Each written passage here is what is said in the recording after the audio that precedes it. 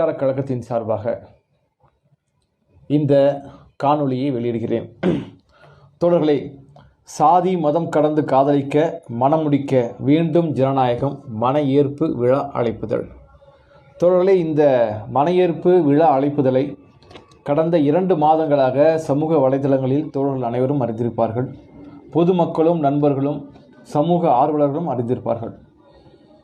கொலையுண்டவர்களின் படங்களை ஒரு அழைப்புதலில் போடுவது தகுமா என்று பலரும் கேட்டிருப்பார்கள்.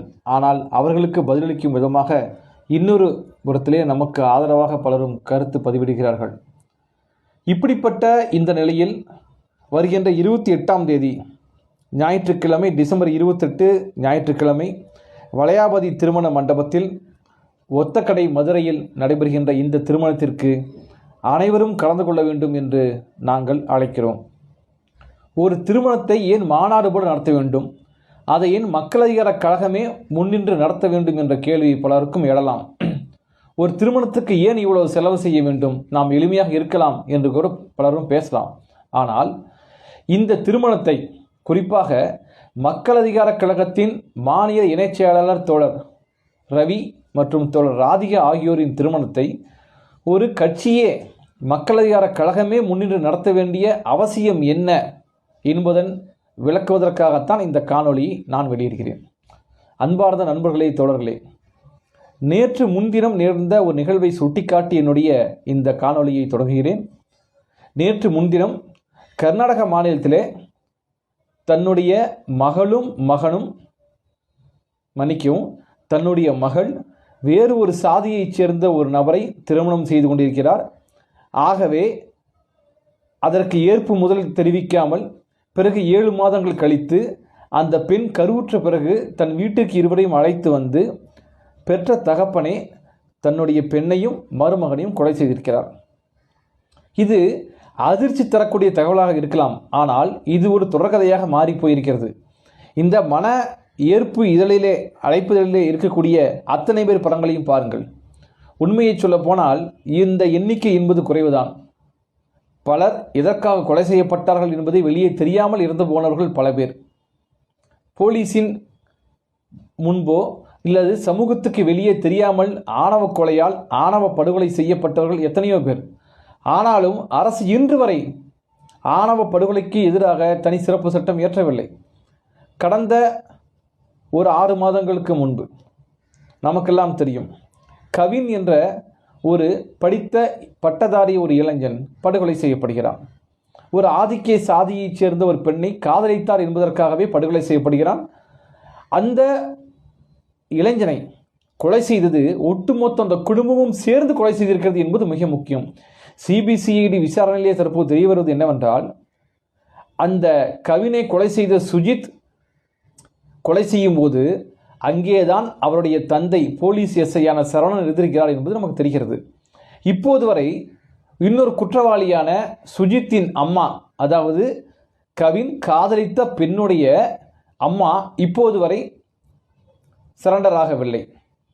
ஆக மிகப்பெரிய ஒரு கேங் என்பதை போல, ஒரு மாஃபியா கும்பலை போல இந்த ஆதிக்க சாதி வெறியர்கள் செயல்பட்டு கொண்டிருக்கிறார்கள்.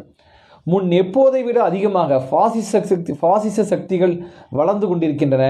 அனைத்து ஆதிக்க சாதி சங்கங்களிலும் அவை ஊடுருவி கொண்டிருக்கின்றன. அவைகள் தங்களுக்கு ஒரு தனியான ஒரு பண்பாட்டை உருவாக்கி கொண்டிருக்கிறார்கள். ஆண்ட பரம்பரை, அரச பரம்பரை என்ற பண்பாட்டை, ஒரு பொய்யான ஒரு பண்பாட்டை அவர்களிடம் உருவாக்கி கொண்டிருக்கிறார்கள்.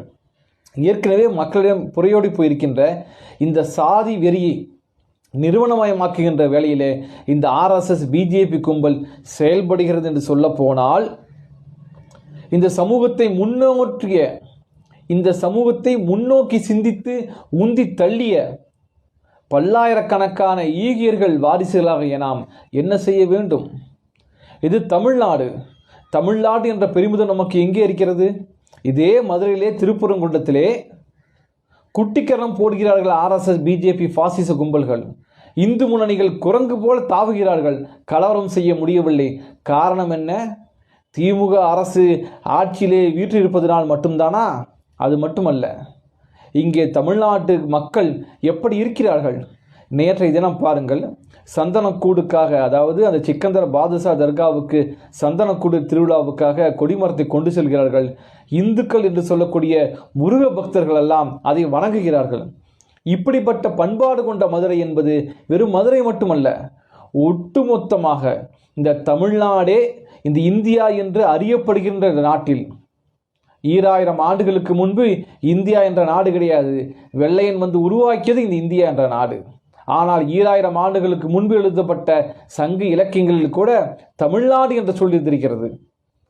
இப்போதும் ஆரிய பார்ப்பன வேத கொடுமைகளுக்கு எதிராக, அந்த ஆதிக்க சிந்தனைகளுக்கு எதிராக சிந்தித்தது தமிழ்நாடு என்பதன் ஒரு சில வரிகள் என்றால் அது திருக்குறளில் நாம் பார்க்கலாம்.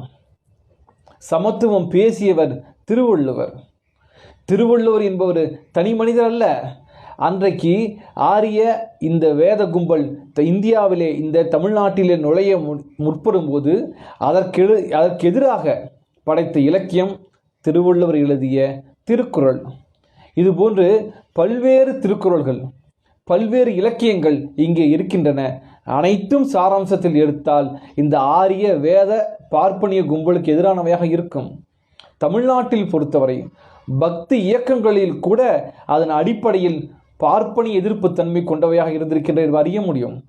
ஆக வட இந்தியாவிலே இங்கே இருக்கிற 63 நாயன்மார்களைப் போலவோ இல்லை 12 ஆழ்வார்களைப் போலவோ இப்படிப்பட்ட பார்ப்பனர் அல்லாதவர்கள், பார்ப்பனியத்துக்கு எதிரான கலகத்தில் ஈடுபட்டவர்கள் எல்லாம் ஒருபோதும் கடவுள்களாக, கடவுள் தொண்டர்களாக கோயிலிலே வைக்கப்படுவதில்லை. ஆனால் தமிழ்நாட்டில் வைக்கப்பட்டிருக்கிறார்கள். நந்தனார் ஏன் எரிக்கப்பட்டார்? நந்தனார் ஒரு சாதாரண மனிதர் அல்ல. அவர் மிகப்பெரிய ஒரு மக்கள் திரளை அழைத்து கொண்டு வந்து ஏன் எனக்கு கோயிலில் நுழைய அனுமதி இல்லை என்று போராடிய ஒரு கலகக்காரன். கண்ணப்ப நாயனார் கதையை நாம் கேள்விப்பட்டிருப்போம். பார்ப்பனனுக்கு சிவனே வந்து புத்தி சொன்ன கதையை நாம் கேள்விப்பட்டிருப்போம். ஆக இப்படிப்பட்ட பாரம்பரியமிக்க தமிழ்நாட்டின் ஒரு கரையாக, ஒரு இழிவாக இந்த ஆதிக்க சாதி சக்திகள் மேலோங்கி கொண்டிருப்பது நம் தமிழ்நாட்டுக்கு அவமானம் இல்லையா? அதை துடைக்க வேண்டியது நம்முடைய பொறுப்பு அல்லவா? ஆகவேதான் தோழர்களே, இந்த திருமணத்தை மக்கள் அதிகார கழகம் முன்னின்று நடத்துகிறது. சாதி மதம் கடந்து காதலிக்கவும் மணமுடிக்கவும் வேண்டும் ஜனநாயகம் என்பதை முன்வைக்கிறது. தோழர்களே, ஏற்கனவே தேதி மாறி இப்போது 3வது முறை இந்த வருடத்தின் இறுதி நாட்களில் வருகின்ற டிசம்பர் 28ஆம் தேதி காலை, ஞாயிற்றுக்கிழமை காலை 10 மணிக்கு திருமணம் நடைபெறுகிறது. இது ஒரு புதியதொரு புரட்சிகர பண்பாட்டு விழா. பார்ப்பனர்களும் ஆதிக்க சாதி சக்திகளும் ஆதிக்க சாதி வெறியர்களும் ஆண்ட பரம்பரை என்று பேசினால் நாம் உழைக்கும் பரம்பரை என்று பேச வேண்டும். அவர்கள் நாங்களெல்லாம் சிவன் குலத்தோர் என்று பேசினால் நாங்கள் நந்தன் குலத்தோர் என்று பேச வேண்டும். இதை நாம் உறுதிப்படுத்தும் விதமாக நாம் அம்பேத்கரின், பெரியாரின் வாரிசுகள் என்றால், பகத்சிங்கின் வாரிசுகள் என்றால், கீழ்வன்மணியின் வாரிசுகள் நாம் என்று சொன்னால் அதற்கான நம்முடைய பண்பாட்டை நாம் உயர்த்தி பிடிக்க வேண்டும் தோழர்களே. அதன் முதல் பகுதியாகத்தான் மக்கள் அதிகார கழகம் ஒரு புரட்சிகர மனவிழாவை தானே முன்வந்து நடத்துகிறது. இந்த திருமணத்துக்கு அனைவரும் வாருங்கள். புதியதொரு புரட்சிகர பண்பாடு அல்ல, நம்முடைய பரம்பரையான தமிழ்நாட்டின் பரம்பரையை உயர்த்தி பிடிப்போம். ஆரிய பார்ப்பன வேத கும்பலுக்கு மரணடி கொடுப்போம். திருமணத்துக்கு வாருங்கள். நன்றி, வணக்கம்.